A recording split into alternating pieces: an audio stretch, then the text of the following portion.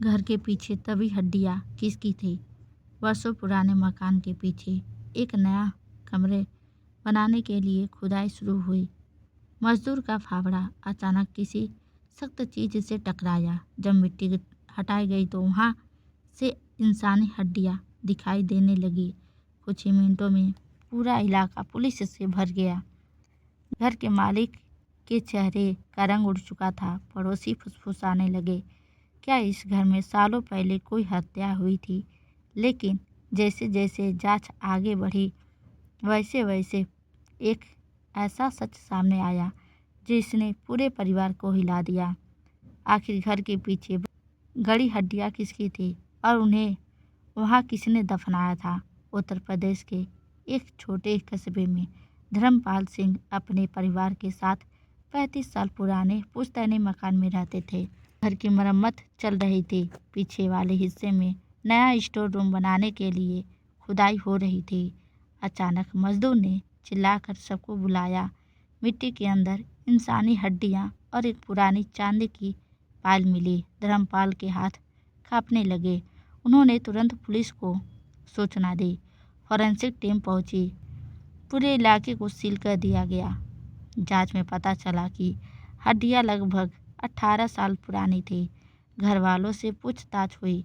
उसी दौरान धर्मपाल की पत्नी सरोज ने बताया 18 साल पहले उनकी छोटी ननद सुनीता अचानक लापता हो गई थी। उस समय सब ने यही माना था कि वह किसी के साथ घर छोड़कर चली गई।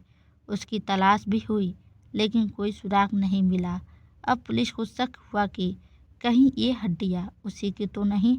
डीएनए जांच के लिए सुनीता की पुरानी चीज़ें से नमूने लिए गए। रिपोर्ट का इंतजार होने लगा। इसी बीच पुलिस को घर के पुराने स्टोर रूम से एक लोहे का संदूक मिला। उसमें सुनीता की डायरी रखी थी। डायरी में लिखा था कि उसे अपने बड़े भाई के दोस्त महेंद्र से जान का खतरा था। महेंद्र बार बार उस पर शादी का दबाव डाल रहा था लेकिन सुनीता ने मना कर दिया था। पुलिस ने महेंद्र को ढूंढ निकाला। पहले तो उसने सब कुछ झूठ बताया लेकिन जब उसकी फॉरेंसिक रिपोर्ट दिखाई गई तो उसके चेहरे का रंग उड़ गया। डीएनए रिपोर्ट ने पुष्टि कर दी कि हड्डियां सुनीता की ही थी। महेंद्र टूट गया। उसने स्वीकार किया कि 18 साल पहले उसने सुनीता को घर के पीछे मिलने के लिए बुलाया था। बहस बढ़ गई। गुस्से में उसने धक्का दिया। सुनीता का सिर पत्थर से टकराया। वह वहीं बेहोश होकर गिर गई। घबराकर उसने किसी को कुछ नहीं बताया। रात में उसने शव को घर के पीछे ही गड्ढा खोदकर दबा दिया। फिर पूरे गांव में यह खबर फैला दी कि सुनीता किसी के साथ भाग गई है। सालों तक एक झूठ ने पूरे परिवार को अंधेरे में रखा। महेंद्र को गिरफ्तार कर लिया गया। धर्मपाल की आंखों में आंसू थे। उन्होंने कहा, आज 18 साल बाद सही लेकिन हमारी बहन को न्याय मिल गया। उस दिन पूरे गांव ने समझा कि सच को मिट्टी में दबाया जा सकता है लेकिन हमेशा के लिए छिपाया नहीं जा सकता। सिख अपराध कितने 20 साल पुराना हो, सच एक दिन सामने आ ही जाता है। झूठ पर बनी कहानी हमेशा नहीं टिकती।